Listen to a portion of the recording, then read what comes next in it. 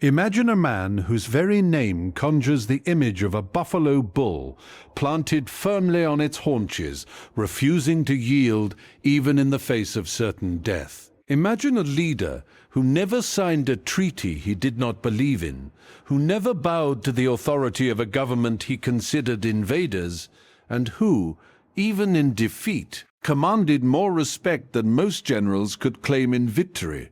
This was Sitting Bull Tatanka Iyotake, the legendary chief of the Hunkpapa Lakota, and the spirit of resistance incarnate. The story of Sitting Bull is not merely the story of one man. It is the story of a people's last stand against an overwhelming tide. It is a story of visions and prophecies, of battles won against impossible odds, and of a dignity that persisted through exile, imprisonment, and ultimately betrayal.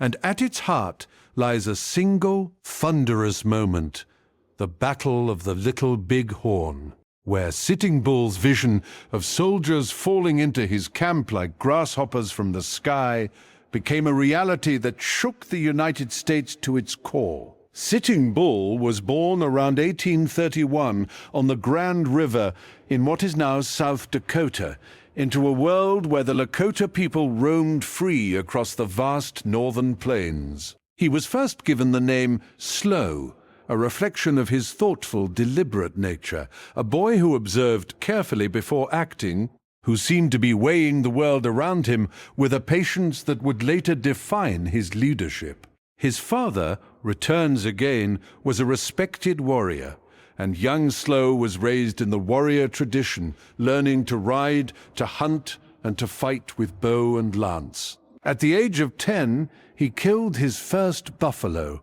a feat that marked his passage toward manhood.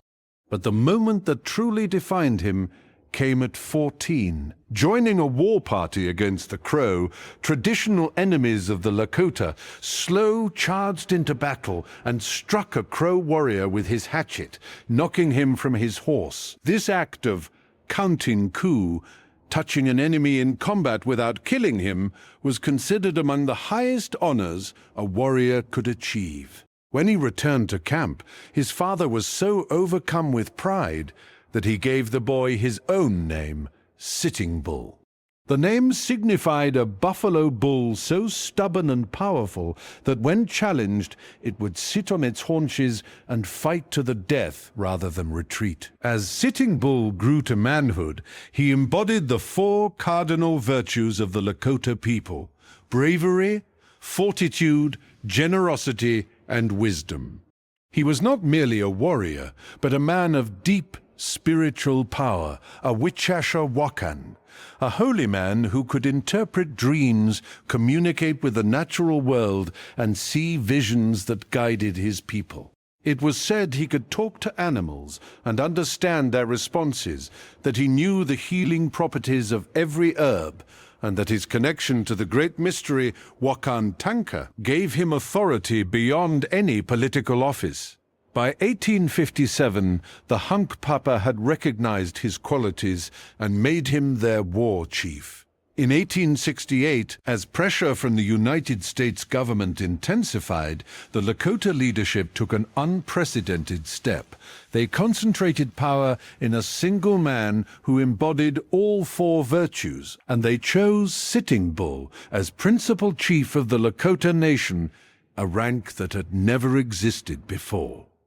It was a recognition that the times demanded unity, that the scattered bands must come together under one vision if they were to survive the onslaught of the Wasikus, the white men who seemed to multiply like locusts across the plains. The source of the conflict was simple: land. The United States, driven by manifest destiny, wanted the territory where the Lakota had lived for generations.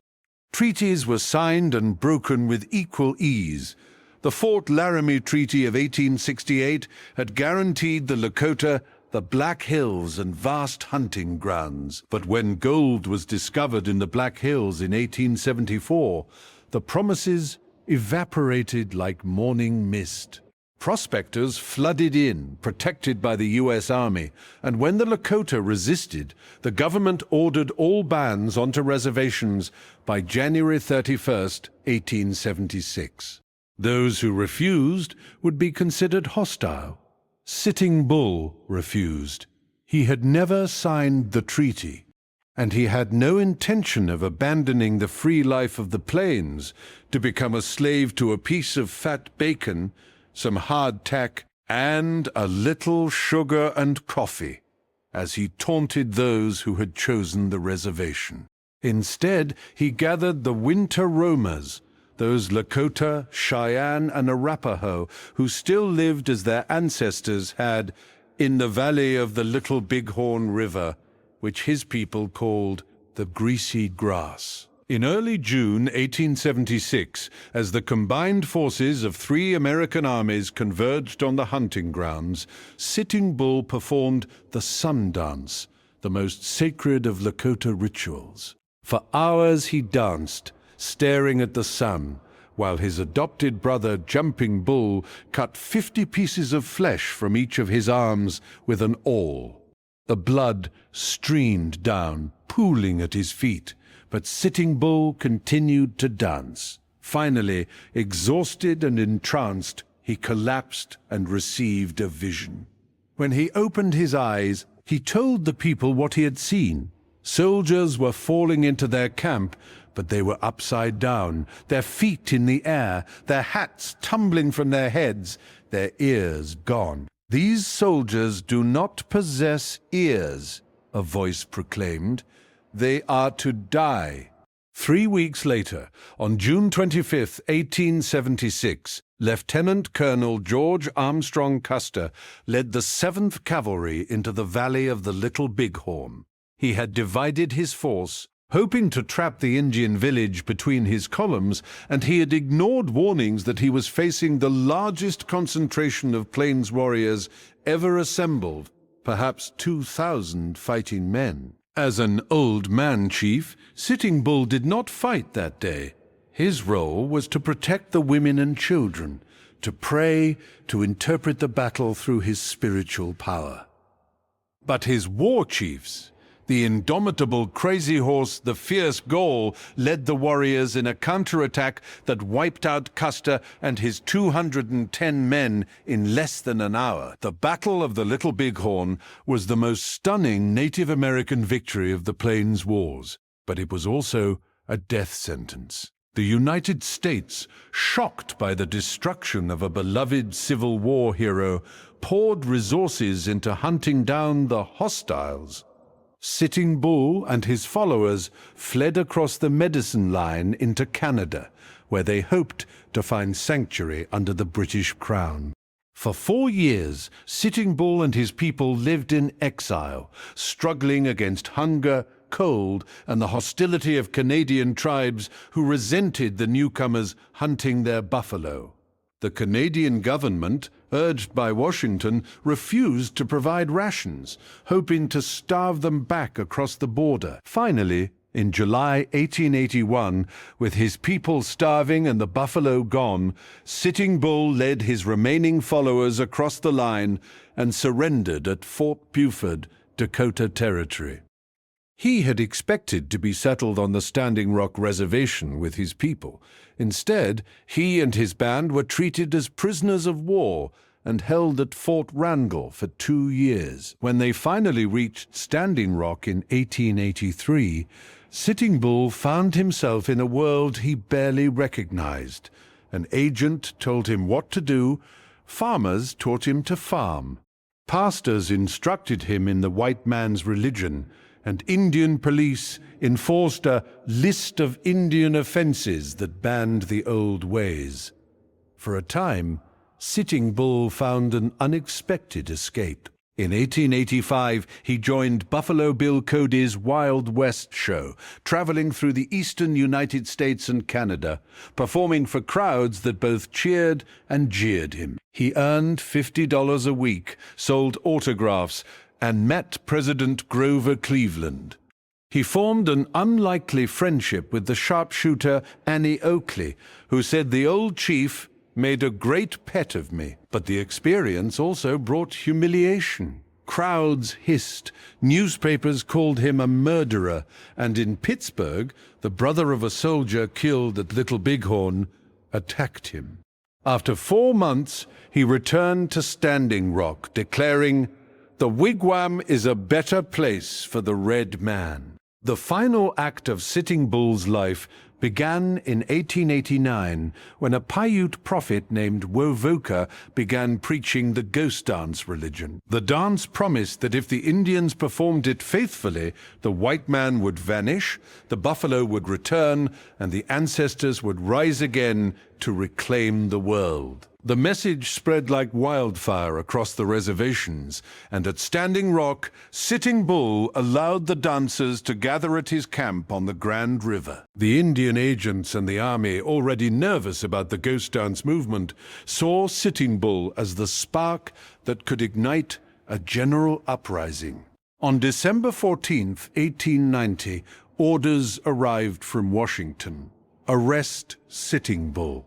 The agent, James McLaughlin, decided to use Indian police rather than soldiers, hoping to avoid a confrontation. At dawn, on December 15th, 43 Lakota policemen surrounded Sitting Bull's cabin. What happened next remains confused.